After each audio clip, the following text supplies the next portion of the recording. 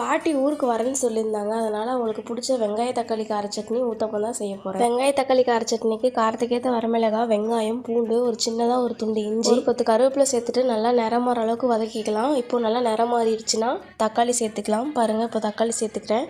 லைட்டாக உப்பு சேர்த்துட்டு தோல் பிரிஞ்சு வர அளவுக்கு வதக்கிடலாம். இந்த சட்னி புளி காரம் உப்பு நல்லா சுருக்குன்னு வச்சு சாப்பிட்டா சூப்பராக இருக்கும். 2 நாள் வரைக்கும் கெடாது. 7 மணி ஆகுதுங்க, பாருங்க கிளைமேட் எப்படி இருக்குதுன்னு. வெங்காய தக்காளி கார சட்னி இட்லி, தோசை, சாப்பாடு, ஊத்தப்பம் இதுக்கெல்லாம் நல்லாயிருக்கும். கண்டிப்பாக ட்ரை பண்ணி பாருங்க. தக்காளி தோல் பிரிஞ்சு வெந்து வந்துடுச்சு. 1 டேபிள் ஸ்பூன் சீரகம், சின்னதாக ஒரு துண்டு புளி, 2 டேபிள் ஸ்பூன் பொட்டுக்கடலை நல்லா மிக்ஸ் பண்ணிவிட்டு ஆற வச்சு அரைச்சிக்கலாம். செக்கில் ஆட்டலாம் தான் பார்த்தாங்க. கடைசியாக பார்த்தா கழுவி விட்ட பிறகு எறும்பெல்லாம் மேலே வந்துடுச்சு. சரின்ட்டு மிக்சியில் அரைச்சிக்கிட்டேன்.